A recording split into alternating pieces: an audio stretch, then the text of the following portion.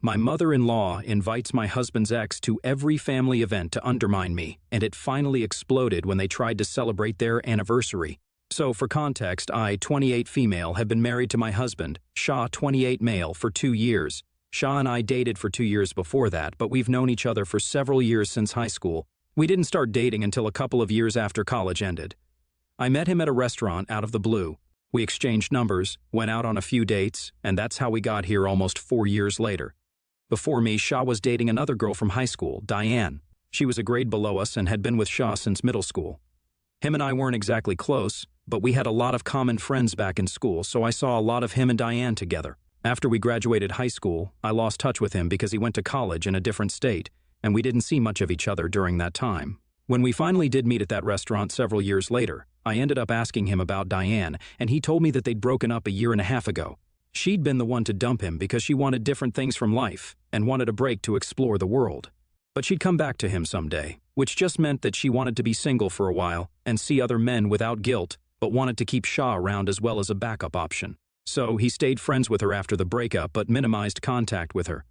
By the time he met me, he'd moved on almost entirely from Diane, and I had also started seeing him in a new light because he'd grown a lot since I last met him in high school. Shah and I became friends very quickly and easily when we met 4 years ago, and we still share the same easy and laid-back relationship even now. He says that that's something he never had with Diane. She'd always tried to make him chase after her because she believed it made her more attractive. She'd flirt with other guys sometimes, go out with her friends all the time without bothering to speak to him for days, and would never bother to check up on how Shah felt about her behavior. He stayed with her because he was young and stupid, and also because he thought that he needed to make that relationship work only because they had been together for so long.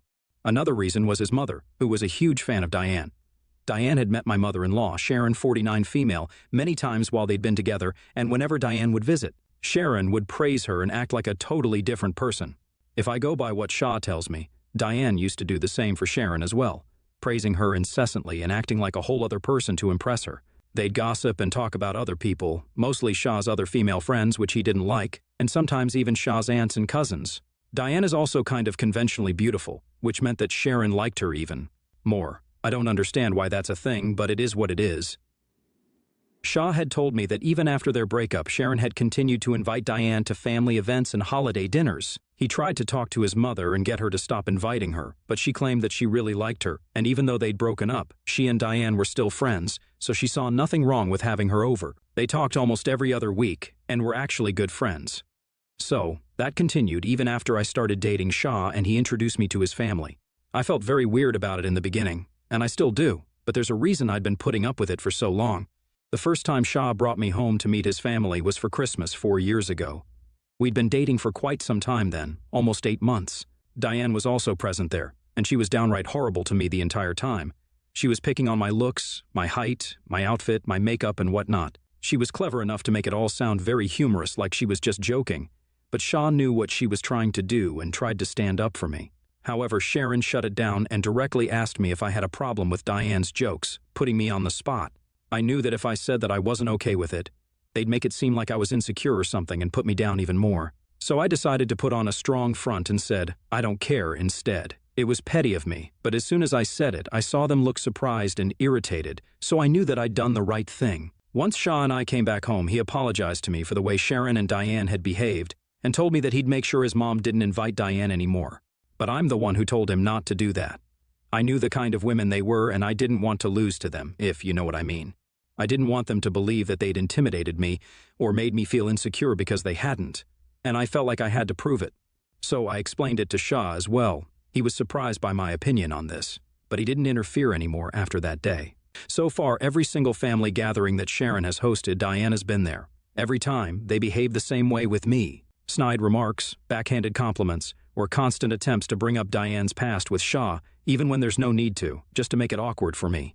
I've faced it all with a brave face and have tried to remain as unfazed as I can. Sharon has even mentioned several times that Diane was the daughter-in-law that she would have preferred and would have been the better fit for. Shah as a wife, indirectly. It was annoying, but I tried to remain unfazed because as long as Shah was by my side, I didn't really care what they said. So, Sharon and Diane could yap on forever, and it wouldn't make a difference to me. That's how I've been dealing with this for the last 4 years, and I plan on having the same attitude for the next 4 years too. I wasn't going to be the first one to snap, and that was for sure. Now coming to what actually happened and the incident that brought me here. So, 3 days back, Sharon celebrated her 49th birthday, and every year she celebrates it with all her family and friends. This year, Shaw didn't want to go and instead wanted to attend his KIO workers' engagement party, which happened to be on the same day. He had valid reasons because his CO worker would only get engaged once, and he was really close with him too. But Sharon forced him to promise that he'd attend her birthday party instead and wore him down after some days. So we decided to go to that party instead. Like every other event, Diane was invited too, and she dressed up to the nines for some reason. Even Sharon was overdressed, but at least it was her birthday that we were there to celebrate. Shaw and I had decided that we were going to leave after Sharon cut the cake and then go to the engagement party. So, at around 5:30 in the evening, my father-in-law brought out the cakes, and we were surprised to see 2 cakes because one of them said, "Happy almost anniversary." Shaw and I didn't know what the other cake signified, and neither did anyone else, so we waited for the birthday girl to explain. Instead, it was Diane who took over the reins, and to our surprise, grabbed Shaw by the arm and brought him to stand by her side. We were both too shocked to do anything because he was suddenly thrust into the spotlight and everyone was looking at him. Then Diane began to talk and explain that almost 10 years ago, on Sharon's birthday, Shaw had gone down on one knee and given her a promise ring. They were both 18 at the time and were about to go off to different colleges within a few months. It had been 10 years since that day, and she was still sporting that ring on her finger, which he even proudly showed off to everyone present there. She then proceeded to give Shaw an awkward hug that he didn't return, and Sharon cheered them on while talking about how this time she willingly let them steal her thunder so they could celebrate what could have been. The whole thing was so incredibly ridiculous that Shaw and I just stood there silently with our mouths wide open, much like all the other guests, for a good few minutes. None of us said anything because we didn't know what could possibly be said in response to something this crazy. Diane continued to babble on jokingly about how Shaw was her almost husband, and Sharon was her almost mother-in-law, so this was their almost anniversary, as if we didn't understand what the joke was. Sharon cut the so-called anniversary cake to feed it to Shaw. She first fed it to Diane, and then she tried to feed it to Shaw, but I guess he returned to his senses and backed away from his mother when she brought the slice of cake near his mouth. She looked surprised when he did that and asked him, "What's wrong?" when she asked that. Question. That's when all hell broke loose. Shaw started shouting at her and Diane about what they'd done. He tore into them and finally let years and years of anger out at the party. He called them both shallow, stupid, and self-involved to the point of being delusional, and said that he was ashamed that he'd even been involved with Diane and was actually related by blood to Sharon because both of them were the trashiest women he'd ever had, the misfortune to meet. I'll admit even I was kind of taken aback by that outburst because Shaw was usually a very chill guy and rarely ever yelled or got angry at people. It took a lot to push him to the edge, and Sharon had finally done it, with the help of Diane, of course. After Shaw was done yelling at them, he stormed out of the party with me, and we took a cab to his CO worker's house instead.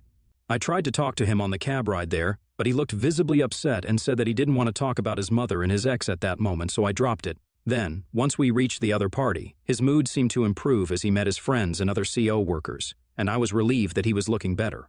By the time we came back home, he was in a considerably better mood, and I decided to bring up what happened at the party again because I thought that he'd want to talk about it. He did not, and instead, I ended up getting an earful about how some of this was kind of my fault as well.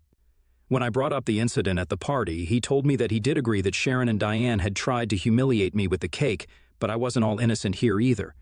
I'd been the one who, for years now, had forced him to stay quiet and allow Sharon and Diane to behave however they pleased at these events, because I felt like I had to prove to them that I didn't care. I'd made it all about myself and my need to show people how nonchalant I was, but I'd totally forgotten that Shaw was just as involved here as I was, and this was getting on his nerves too.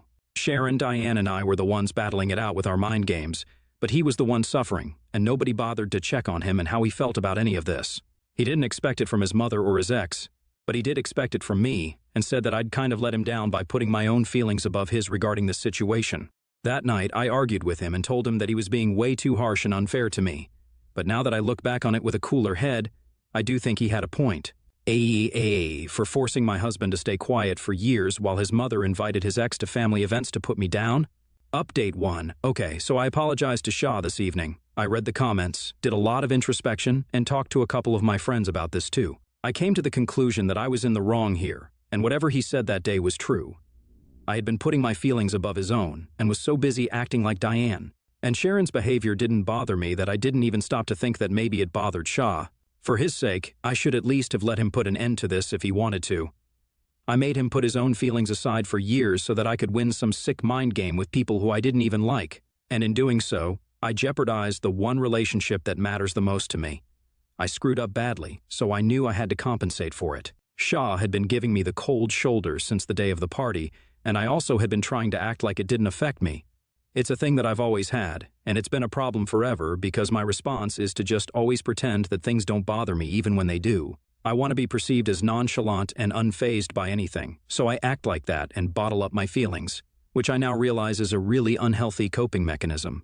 I definitely need to work on this if I want my marriage to work, but today I skipped work and decided to get him dinner from his favorite place, along with a chocolate cake that said "I'm sorry" on it. I came home, set it all up, and made it as romantic as I could because I know he's a sucker for sappy rom-com apologies. Also, because I was just very sorry about everything I put him through unwittingly. He came back home in the evening after work and was very surprised to see what I'd arranged for him. He'd forgiven me within 15 minutes of his arrival. We had a teary reconciliation, and I ended up crying because I was so scared that I'd lose him over this when he wasn't speaking to me. We talked things out, and everything's better between us now. Since I acknowledged my screw-up, I explained to him my constant need to be perceived as someone who's chill and laid back, someone who's nonchalant, basically for no reason other than it looks cool and because I don't want to be vulnerable around people. That's the real reason behind this entire mess. He understood and respected the way I acknowledged it and said that I'd work on it instead of just pushing it all down and bottling my feelings up. He also apologized for being rude to me, but I don't think he needed to do that. He did it because he's a good man and because he loves me, which really makes me think that I've won in life. After we were done with dinner, we finally spoke about and addressed what had happened the other day with Diane and Sharon. I hadn't heard from either of them after the party, and after my fight with Shaw, it had all been driven out of my mind anyway. However, Sharon had constantly been texting him to make him apologize to Diane, who was allegedly inconsolable and overcome with grief because of the way Shaw had behaved with her. I had to try really hard not to roll my eyes when I was reading the texts that Sharon had sent my husband to guilt-trip him into apologizing to that woman. Sharon was trying to make it seem like the cake and the whole almost anniversary gag was just that, a joke, and there was nothing that they were implying with it. But I called BS on it. This is a married guy that we're talking about here, and surely they'd have enough brains to realize how inappropriate and disrespectful this was to me. They went ahead with it because they wanted to humiliate me at the party. So they couldn't just write off our feelings by saying it's just a joke and that Shah had taken things too far. The audacity to even suggest that Shah and I had taken it too far and had disrespected them with that outburst in our walkout was just laughable. Shah had been ignoring her texts anyway, and today, after I saw those texts, we officially decided to go no contact with her. We'd had enough of her nonsense and wanted no part of this anymore.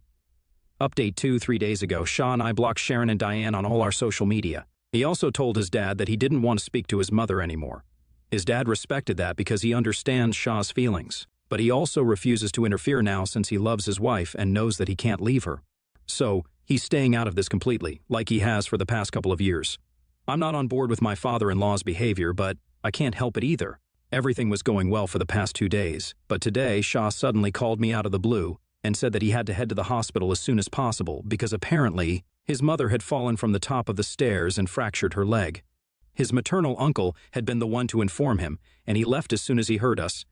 We reached the hospital that his uncle had mentioned at around the same time, but before we could even enter, Sharon stopped us in our tracks, and she was completely fine. She and Diane had ambushed us in the parking area of the hospital and told us that this was the only way to get Shah's attention, because he'd blocked them everywhere. My showing up was something they hadn't accounted for, but they just ignored me and went on talking with Shah completely normally as if they hadn't done anything wrong. Diane tried to explain to him that whatever she'd done at the party had been a prank and she didn't intend to offend him, while Sharon backed her up. Shah heard them out for a while and then told his mom and ex to F off, right to their shocked faces, and walked away once more with me. When we tried to get into our respective cars, Sharon started screaming at us, but we didn't wait around to hear her out. I'm sure she was cursing us out, but it didn't matter because she lied her way into seeing Shah again, and I couldn't imagine anything more manipulative than that. Shah went back home from the hospital because he was too stressed, but I had to go back to work. While I was at work, I received a text from a number I didn't recognize, and it happened to be Sharon. She screamed at me for 15 whole seconds before I managed to disconnect the call. I'd just been caught off guard while working, or else I wouldn't even have answered the call. All I heard was selective swear words at the highest volume.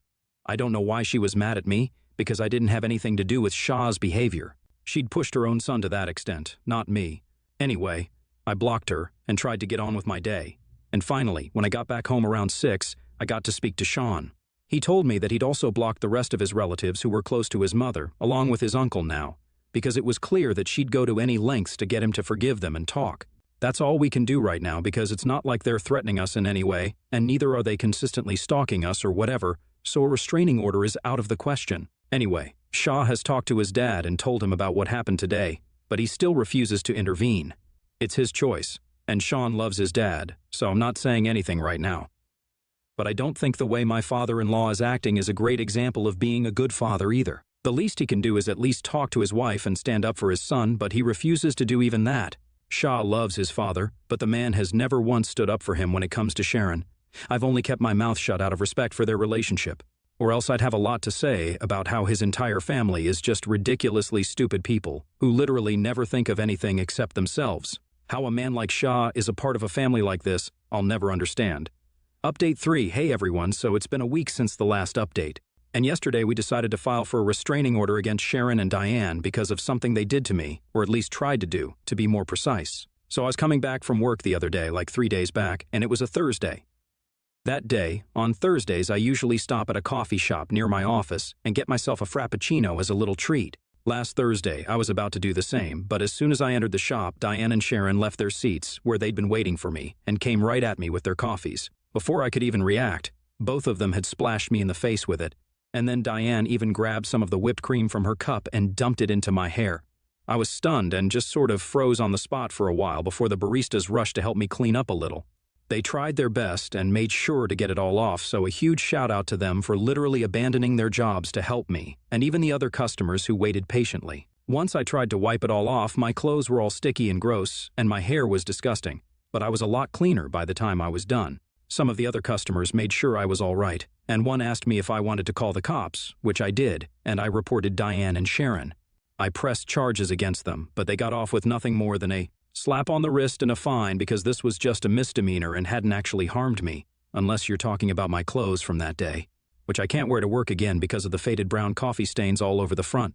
Nevertheless, we did press charges, and that went on their record, so that will help with the case. Sean wanted to take this public and post about this on social media so that more and more people would know and stay away from Diane and also his mom. But he changed his mind when he realized I just wanted to move on from this without any more discussion. Honestly, that incident kind of shook me up, and it sounds silly, I know, but it did make me think that if things were worse, then it could have easily been something more than just them throwing coffee at my face. They could have seriously hurt me if they wanted to because they knew my routine from my social media, and they knew my address. So this could have gone south easily. Sean and I have had a decent financial year, so we'd already been considering moving. And now, after what happened, we definitely will be moving. We'd also been thinking about having babies and we're going to start trying soon enough. But my in-laws won't ever get to meet my kids. We've cut off my father-in-law as well after he refused to intervene even after the coffee incident. Shah got into a big fight with him and then cut him off as well. I, for one, am relieved. I won't be seeing or hearing from these people ever again.